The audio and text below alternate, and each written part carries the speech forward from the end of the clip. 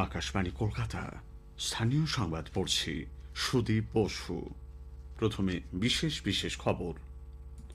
মুর্শিদাবাদের উপদ্রুত এলাকায় আপাতত কেন্দ্রীয় বাহিনী মোতায়েন থাকবে বলে কলকাতা হাইকোর্টের ডিভিশন বেঞ্চ নির্দেশ দিয়েছে। ঘর ছাড়াদের পুনর্বাসনের জন্য ৩ সদস্যের দল গঠন করেছে আদালত। শামশেরগঞ্জ এবং জঙ্গিপুরের পরিস্থিতি এখন সম্পূর্ণ নিয়ন্ত্রণে বলে পুলিশ জানিয়েছে। 7টি মামলায় এ পর্যন্ত গ্রেপ্তার হয়েছে 274 জন। রাজ্যপাল সিভি আনন্দ বোস আজ মুর্শিদাবাদ যাচ্ছেন। সুপ্রিম কোর্টের রায়ে চাকরি হারা শিক্ষক অশিক্ষক কর্মীদের সমস্যার সমাধান চলতি বছরের মধ্যেই আইন মেনে করা হবে বলে জানিয়েছেন মুখ্যমন্ত্রী মমতা ব্যানার্জি। রাজ্যকে করিডোর হিসেবে ব্যবহার করে প্রতিবেশী দেশে গবাদি পশু পাচার রুখতে পশ্চিমবঙ্গ সরকার কি পদক্ষেপ নিচ্ছে তা জানতে চেয়েছে কেন্দ্রীয় স্বরাষ্ট্র মন্ত্রক। রাজ্যের বেশিরভাগ জেলাতেই বজ্র বিদ্যুৎ সহ বিক্ষিপ্ত বৃষ্টির পূর্বাভাস দিয়েছে আলিপুর আবহাওয়া দপ্তর। আসছে বিস্তারিত সংবাদে। মুর্শিদাবাদের উপদ্রুত এলাকায় আপাতত কেন্দ্রীয় বাহিনী মোতায়েন থাকবে। বিচারপতি সৌমেন সেন ও বিচারপতি রাজা বসু চৌধুরীর ডিভিশন বেঞ্চ গতকাল এই মর্মে নির্দেশ দিয়েছেন।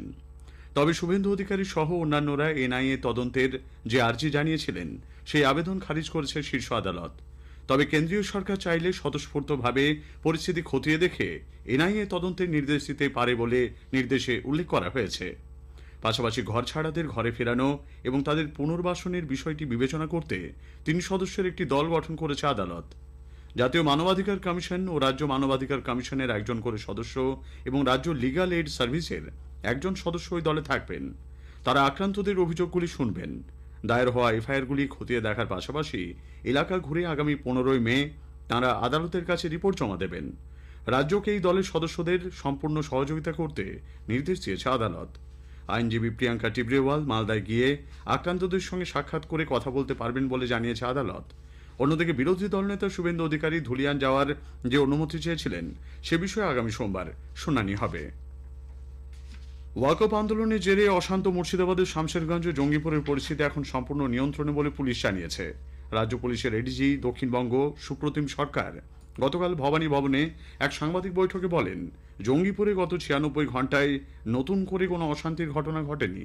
শামশেরগঞ্জেও জনজীবন ধীরে ধীরে স্বাভাবিক হচ্ছে। জেলা প্রশাসনের তরফ রাজ্য পুলিশের ক্যাম্প রয়েছে, কেন্দ্রীয় বাহিনীর ক্যাম্প রয়েছে, যে ক্ষতিগ্রস্ত এলাকার তার সংলগ্ন এলাকায় আস্থা ফিরে এসছে এবং খুব দ্রুত আজকালের মধ্যে বাকি যারা ঘর ছাড়া হয়েছিলেন তারাও ধীরে ধীরে ফিরে আসবেন। শামশেরগঞ্জ এলাকায় পরিস্থিতি এখন সম্পূর্ণ নিয়ন্ত্রণে। গত কয়েকদিনে 4 দিনে কোথাও কোনো অশান্তির বা অপ্রীতিকর ঘটনার খবর এখনো পর্যন্ত নেই। দোকানপাট, বাজারহাট এগুলো খুলে যাচ্ছে। সামগ্রিকভাবে দেখলে প্রায় 70% দোকানপাট বাজার খুলে গেছে। সুপ্রতিম বাবু আরো বলেন, 60টি মামলায় এ পর্যন্ত গ্রেপ্তার করা হয়েছে 274 জনকে। এদিকে ধীরে ধীরে বাড়ি ফিরতে শুরু করেছেন ঘর ছাড়ারা। একটি প্রতিবেদন। উপদ্রুত শামশেরগঞ্জের ডিগ্রি বেদবোনা গ্রামের ঘর ছাড়া 85 জন বাড়ি ফিরেছেন। তাদের নিরাপত্তা দিচ্ছে কেন্দ্রীয় বাহিনী ও রাজ্য পুলিশ। আরও বাসিন্দারা ঘরে ফিরছেন বলে পুলিশের দাবি। যদিও ঘরে ফেরা বাসিন্দারা আশ্বস্ত হতে পারছেন না এখনও। তাদের চোখে মুখে আতঙ্কের ছাপ স্পষ্ট। গ্রামে ফিরে ভাঙাচোরা বাড়ি আর পোড়া ছাই সরিয়ে পুনরায় থিতু হবার চেষ্টা করছেন আক্রান্তরা। এদিকে জাফরাবাদে পিতাপুত্র হরগোবিন্দ দাস ও চন্দন দাস খুনের ঘটনায় অভিযুক্তদের মধ্যে ইনজামামুল হক নামের আরও একজনকে গ্রেপ্তার করা হয়েছে। এ নিয়ে এই ঘটনায় এ পর্যন্ত 3 জন গ্রেপ্তার হল। মুখ্যমন্ত্রীর প্রস্তাবিত ক্ষতিপূরণ নিতে অস্বীকার করেছেন নিহতদের পরিবারের সদস্যরা। তারা কঠোর শাস্তি চাইছেন অভিযুক্তদের। জঙ্গিপুর পুলিশ জেলার পুলিশ সুপার আনন্দ রায়ের নেতৃত্বে গতকাল জাফরাবাদে তদন্তে যান রাজ্যের গঠন করা 11 সদস্যের বিশেষ তদন্তকারী দল। মুর্শিদাবাদ থেকে মামুন ফারুক, আকাশবাণী সংবাদ। মুর্শিদাবাদে জঙ্গিপুর পুলিশ জেলার সুতি ও শামশেরগঞ্জ থানার 2 আইসিকে সরিয়ে দিয়েছে রাজ্য সরকার। বিজেপি মুর্শিদাবাদের ঘটনায় কড়া পদক্ষেপ গ্রহণের আর্জি জানিয়েছে। রাজ্য সভাপতি সুকান্ত মজুমদারের নেতৃত্বে বিজেপির এক প্রতিনিধি দল গতকাল রাজ্যপাল সিভি আনন্দ বোসের সঙ্গে সাক্ষাৎ করেন। সঙ্গে ছিলেন ওয়াকফ বিরোধী আন্দোলনে ওই জেলায় আক্রান্ত ঘর ছাড়ারা। তিনি বিএসএফ ক্যাম্প পুনরায় চালু করার দাবি জানান। পার্মানেন্ট বিএসএফ ক্যাম্প এদের প্রথম দাবি। বলছেন ওটা না হলে আমরা ওখানে থাকতে পারবো না।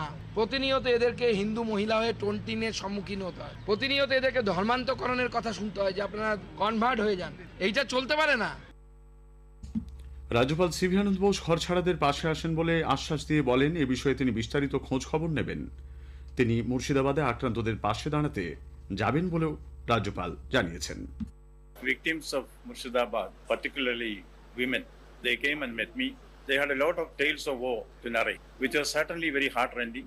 I'm going to the field to see for myself the realities in the field. Only then I'll be able to make up my mind on the future course of action and give reports to whoever is concerned to implement things.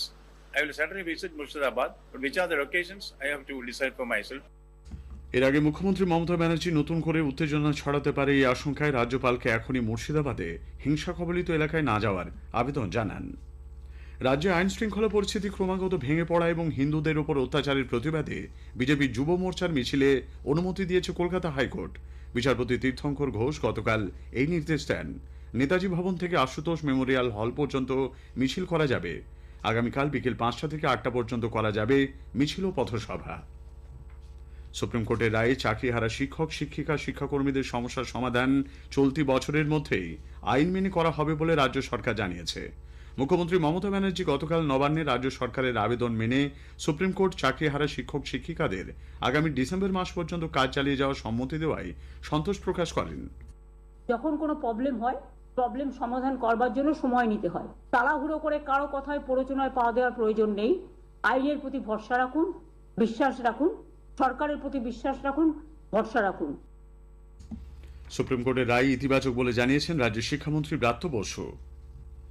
Akashvani কলকাতার FM headlines আবার শুরু হতে চলেছে।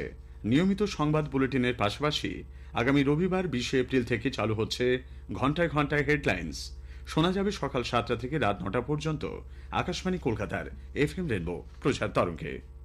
প্রধানমন্ত্রী নরেন্দ্র মোদী আগামী 27 April রবিবার আকাশবাণীতে মন কি বাত অনুষ্ঠানে তাঁর চিন্তাভাবনা সকলের সঙ্গে ভাগ করে নেবেন। এটি হবে মন কি বাতের 121তম পর্ব। আকাশবাণী ও দূরদর্শনের সবকটি প্রচার তরঙ্গ এবং newsonair.com ওয়েবসাইট ও মোবাইল অ্যাপেও বেলা 11টা থেকে মন কি বাত শোনা যাবে। স্থানীয় সংবাদ শুনছেন আকাশবাণী কলকাতা কেন্দ্র থেকে। আমাদের সংবাদ শোনা যাচ্ছে ইউটিউব চ্যানেল আকাশবাণী সংবাদ বাংলা, ফেসবুক, ইনস্টাগ্রাম আকাশবাণী সংবাদ কলকাতা এবং এক্স হ্যান্ডেল AIR নিউজ কলকাতাতে। রাজ্যকে করিডোর হিসেবে ব্যবহার করে প্রতিবেশী দেশে মহিষ পাচার করা হচ্ছে বলে জানিয়ে কেন্দ্রীয় সরকার রাজ্যকে সতর্ক করে দিয়েছে। বিহার ও হরিয়ানা থেকে ট্রাকে করে মহিষ উত্তরবঙ্গের কোচবিহার, আলিপুরদুয়ার ও জলপাইগুড়ি জেলার মধ্যে দিয়ে প্রতিবেশী অন্যান্য রাজ্য ও বিদেশে পাচার করা হচ্ছে। প্রতিদিন প্রায় 45টি গাড়ি করে মহিষ পাচার করা হচ্ছে বলে জানানো হয়েছে। পাচার রুখতে রাজ্য সরকারের তরফে কি কি পদক্ষেপ নেওয়া হয়েছে কেন্দ্রীয় স্বরাষ্ট্র মন্ত্রক সে বিষয়ে সামগ্রিক তথ্য চেয়েছে। দ্বিতীয় হুগলি সেতুর উপর গতরাতে একটি চলন্ত বাসে আগুন ধরে গেলে যাত্রীরা অল্পের জন্য প্রাণে রক্ষা পেয়েছেন। জানা গেছে রাত 10:30 নাগাদ টোল প্লাজার একটু আগে অগ্নি মলের কাছে পুরুলিয়াগামী বেসরকারি বাসটিতে আগুন লেগে যায়। দমকলের 3টি ইঞ্জিন 1 ঘন্টার চেষ্টায় আগুন নিয়ন্ত্রণে আনে। যাত্রীদের দ্রুত সরিয়ে নিয়ে যাওয়া হয়। এর জেরে বিদ্যাসাগর সেতুতে যান চলাচল বেশ কিছুক্ষণ বন্ধ ছিল। শহরতলির নিত্যযাত্রীদের জন্য মাতৃভূমি লোকালের কয়েকটি কামরা সাধারণ যাত্রীদের জন্য নির্দিষ্ট করা যায় কিনা পূর্ব রেলের শিয়ালদা ডিভিশনের তরফে তা বিবেচনা করা হচ্ছে। গতকাল কলকাতায় এক সাংবাদিক সম্মেলনে শিয়ালদা ডিআরএম দীপক নিগম একথা জানিয়েছেন। তবে কোনোভাবেই শহরতলিতে চলা 12 কোচের লোকাল ট্রেনে মহিলা যাত্রীদের জন্য সংরক্ষিত কামরার সংখ্যা 3 থেকে কমিয়ে 2 করা হবে না বলে তিনি স্পষ্ট জানিয়েছেন। আজ গুড ফ্রাইডে। বিশ্বজুড়ে খ্রিস্ট ধর্মাবলম্বী মানুষ প্রার্থনার মধ্যে দিয়ে প্রভু যিশুকে স্মরণ করছেন। ইস্টারের আগের শুক্রবার পালিত হয় গুড ফ্রাইডে। এই দিনে খ্রিস্ট ধর্মাবলম্বী মানুষের মধ্যে অনেকে উপবাস করে প্রভু যিশুকে স্মরণ করেন। গোটা বিশ্বের সঙ্গে রাজ্যেও গুড ফ্রাইডে যথোচিত মর্যাদায় পালিত হচ্ছে। রাজ্যের বেশিরভাগ জেলাতেই বজ্র বিদ্যুৎ সহ বিক্ষিপ্ত বৃষ্টির পূর্বাভাস দিয়েছে আলিপুর আবহাওয়া দপ্তর। দক্ষিণবঙ্গের হুগলি, পূর্ব বর্ধমান ও পশ্চিম মেদিনীপুরে ভারী বৃষ্টির পূর্বাভাস রয়েছে।